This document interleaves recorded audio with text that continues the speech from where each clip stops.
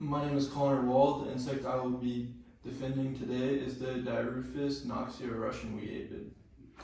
My name is Derek, and I will be defending the Meteola destructor, commonly known as the Hassan fly, which infests wheat crops, leading to severe yield losses and increased costs for bread and pasta production. We will be debating on which one of these insects makes our pasta and bread cost more. Dirufus noxia Russian wheat aphid is a small green insect that is about 2 millimeters long. Many researchers compare the shape of its body to a football. Typically, aphids have a long antenna and legs, but that makes the Russian wheat aphid unique. Its legs and antennae are very short. Russian wheat aphids are native to southern Russia, but it was found in Mexico in the 1980s. In the United States, its infestation began in 1986 in Lubbock, Texas, and quickly spread all across the country. This aphid is capable of surviving in all different kinds of climates.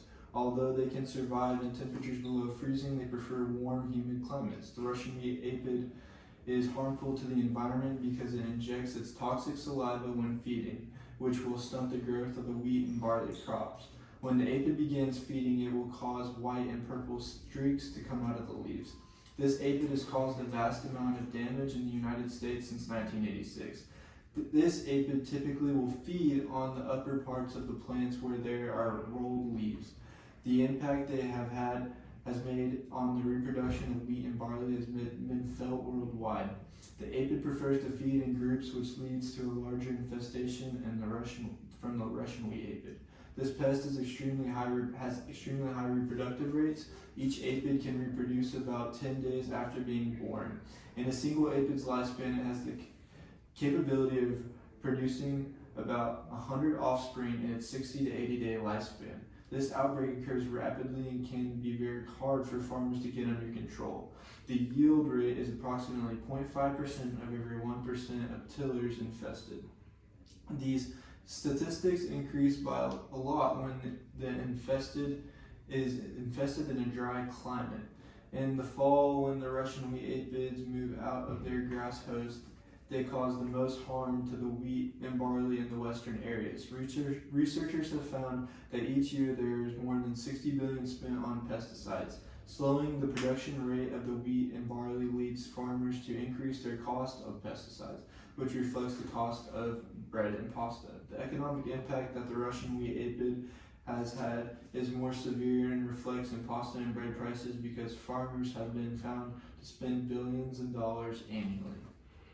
The Hassan fly, also known as the Meteola destructor, is one of the most economically devastating pests of wheat.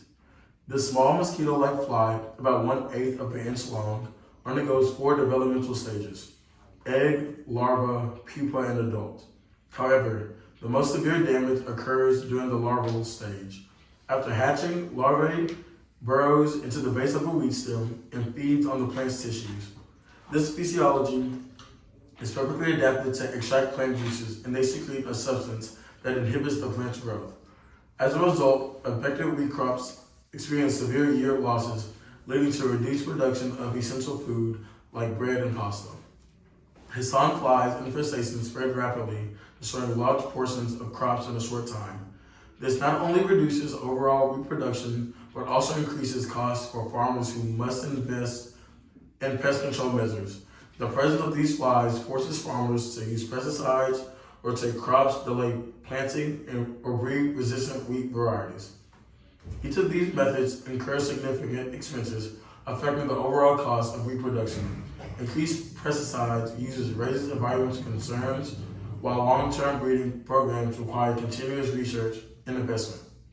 The economic impact extends beyond agriculture, influencing food prices, supply chains, and the stability of the wheat industry worldwide. If left uncontrolled, the Hassan fly outbreaks could disrupt global markets, leading to food shortages and higher consumer costs. Although the Haitian fly can harm wheat production, and a lot depends on weather conditions, such as wind and temperature. The Haitian fly is also inactive during the fall, meaning its farmers plant their crops during this period. It reduces the potential loss of crops. I do not want to discredit the negative impacts that the Haitian fly has had. Meteola destructor is capable of. The main reason that Dirufus noxia, a Russian wheat aphid, is more more harmful is that a solution to maintaining this pest is very expensive. It has been found that the estimated annual cost to manage the Russian wheat aphid is $200 million each year. There have been wheat strains such as TAM 304 developed that are capable of resisting the Haitian fly but not the Russian wheat aphid. This strain was released in 2008 by Texas A&M and potentially has great grain yields. Another main reason the Russian wheat aphid causes more harm to the wheat and pasta industry is its rapid reproduction rate, which are much higher than the Haitian fly. These reproductive rates are very difficult for farmers to get under control when there is mass outbreaks. The adult Haitian fly has been found to not cause any harm towards small grains, unlike the Russian wheat aphid that is rapidly reproducing and infecting wheat and barley throughout its entire life cycle. The Russian wheat aphid is also worse because it ruins the grain quality while the Haitian fly stunts the growth. That being said, when the growth is stunted, it can still be used to bake and make pasta. Connor, your point about the Russian wheat aphid's ability to reproduce quickly and its impact on wheat and barley crops is well presented. However, the claim that it has more economic impact than the Hisson fly overlooks major factors. The Russian wheat aphid reproduction rate is slightly concerning. The Hisson fly has a more lasting economic impact in the United States. In the United States, the Hisson fly has caused millions of dollars in damage every year. From 1984 all the way to 1989, it caused about $14 million worth of damage combined in South Carolina and in Georgia. On top of this, the wheat fly is able to adapt quickly, which forces farmers to create new strains of wheat routinely, which inflates the cost of the crop. The fly's inability to damage wheat across several different regions across the country causes it to be a costly challenge for wheat farmers year after year. The ability to infest crops depends on environmental conditions, while some regions have lower infestation rates due to the effective pest management.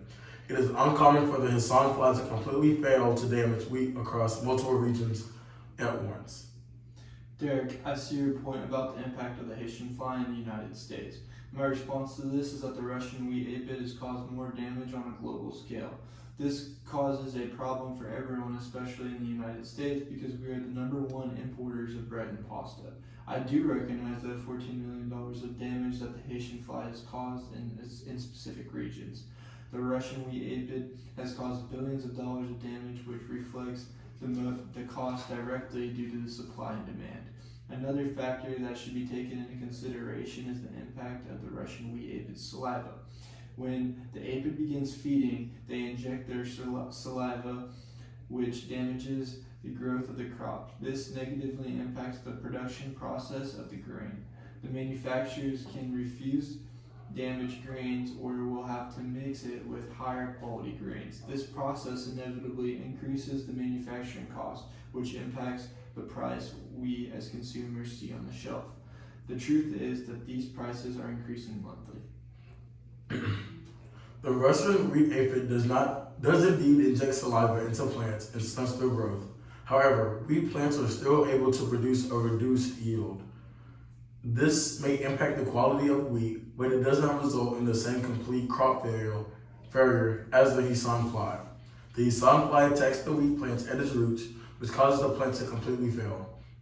In areas infested with the fly, there are total crop losses, which reduces the available wheat supply. When it comes to wheat products, a total loss of crops causes a significant price increase for consumers.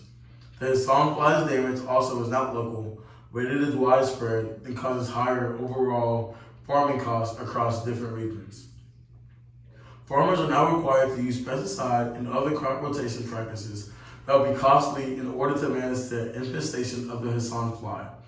These pesticides are neonicotinoids and organophosphates, which are both used to protect younger plants from early infestations.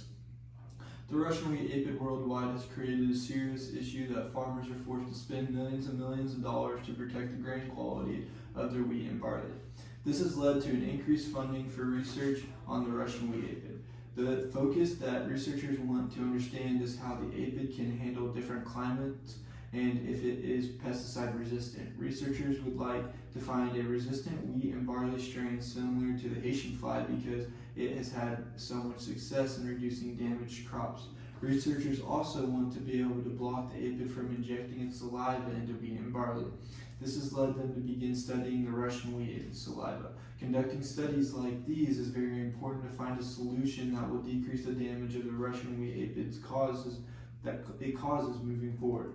Although I believe the Russian wheat aphid has caused more harm to the environment and the economy than the Haitian fly, research still should be conducted to protect the farmers from these insects that infest their crops.